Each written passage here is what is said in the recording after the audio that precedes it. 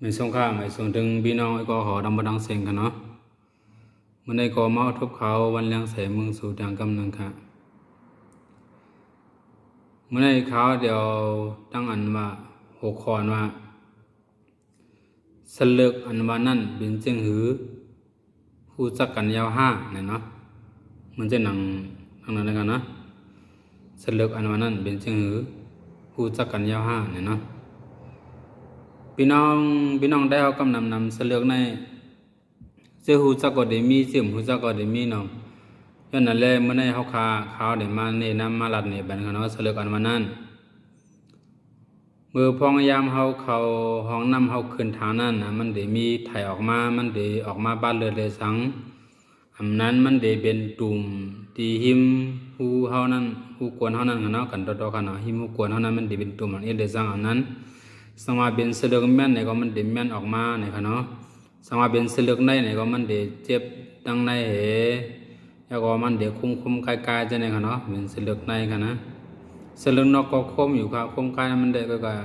เสลือกในมันเด็ดเจ็บดังในขนาดมันบ่เขาเมื่อเขาก็ขึ้นทางเข้าห้องน้ำนั่นไงมันเด็ดเจ็บเนาะแล้วก็สมาเป็นหนาย่างไหนก็เด็ดเจ็บเบบนังหยาบลูกหยาบจนนั่นกันเนาะ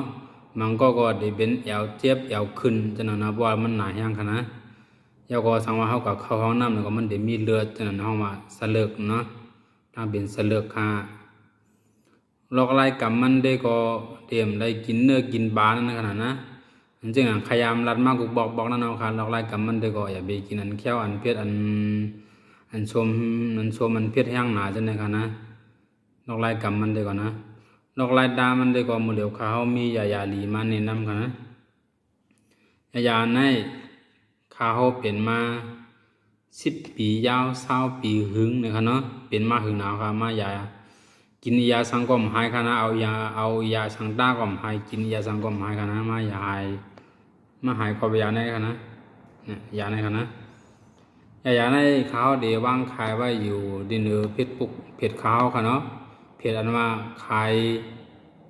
ยส่งยาสะเลือกนั่นค่ะเนาะวางขายไว้อยู่ค่ะพอในเมืองไทยในเขาเดี๋ยวขาย1 แถม 1นะคะเนาะ1 แถม 1 แถม 1ใน170 กว่าวัตต์ส่งฟรีกูดีค่ะเนาะเมืองไทยค่ะ170 กว่าวัตต์1 แถม 1 170 กว่าวัตต์ส่งฟรีในเมืองไทยกูดีค่ะเพราะเป็นเมืองมันได้ก็เขาข้ามลัดขันมันไหลเนี่ยค่ะเนาะย้อนบ่ว่าเงินมันเนี่ยมันลงแห้งหนาเนี่ยค่ะเนาะนี่ก็ไอ้ป่องใส่บันค่ะสังว่าใครได้ยาในกับสิมมากค่ะเนาะสังว่าไปฮู้จักด้านเป็นเสลึกมันเป็นจังหือเนี่ยก็ติดต่อทำมาเลยค่ะเอาค่ะไม่สงค่ะ